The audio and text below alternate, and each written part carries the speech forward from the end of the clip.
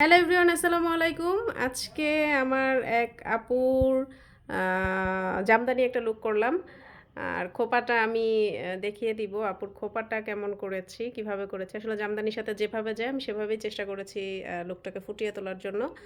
আর এই আপুর বোনও আমার কাছে প্রায় কয়েক বছর আগে সেজেছিল। ওই আপু 3 দিনের লুক নিয়েছিল। তো এই আপুর শ্বশুরবাড়ি যেহেতু রংপুর, আপু আমার কাছে একদিনের লুকই নিল। তো আপু, কেমন লাগছে আপনার সাজ আমাদের কাছে? অনেক সুন্দর, অনেক ভালো। আরেকটু জোরে বলেন, শোনা যাচ্ছে না। অনেক ভালো লাগছে আপনার সাজটা।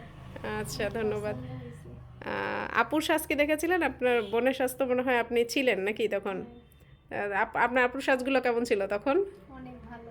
শুধু লাইটের কারণে একটু তো এই হচ্ছে যে আমার রিপিট কাস্টমার। আপুর বোনও সেজেছে, আপুও সাজলো। তো ভালো থাকবেন আপু, আল্লাহ হাফেজ। আমাদের নভেম্বর এবং ডিসেম্বর মাসে ব্রাইডাল বুকিং কিন্তু শুরু হয়ে গেছে। যারা একটা প্রফেশনাল হাতে মেকওভার নিতে চান তারা চলে আসতে পারেন। আসলে ইদানিং এমন হচ্ছে যে বাসায় যারা টুকটাক মেকআপ পারে, আসলে আমরা তার কাছেই মেকআপটা নিয়ে নেই বিয়ের স্পেশাল দিনটায়। আমি বলবো এটা সম্পূর্ণ একটা ভুল সিদ্ধান্ত। শুধু মেকআপ হাতে নিলে, ব্রাশ নিয়ে একটু কাজ করলেই কিন্তু মেকআপ আর্টিস্ট হয়ে যাওয়া যায় না। ঠিক আছে, মেকআপ আর্টিস্ট হতে হলে আপনাকে অনেক কিছু নলেজ থাকতে হবে। যারা পুরাতন মেকআপ আর্টিস্ট, ঠিক আছে, যারা ভালো ভালো জায়গা থেকে ট্রেন আপ, তাদের হাতটাই দেখবেন অন্যরকম। ঠিক আছে, তাদের প্রফেশনাল টাচটাই আপনারা বুঝতে পারবেন যে না, এটা প্রফেশনাল টাচ।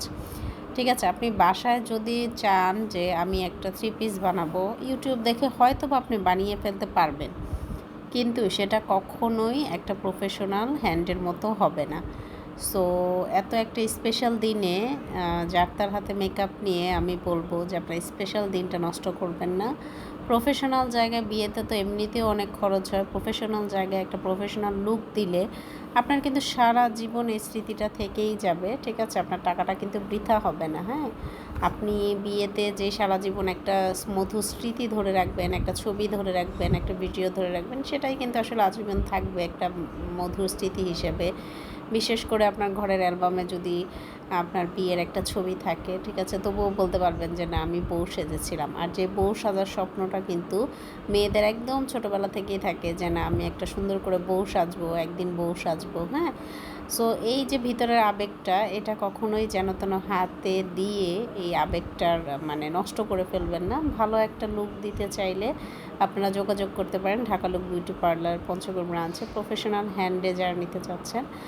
আর যারা পেজের সাথে আছেন অবশ্যই লাইক, কমেন্ট, ফলো দিয়ে পাশে থাকবেন, কারণ হচ্ছে পেজটাকে সময় মতো খুঁজে পেতে পারবেন।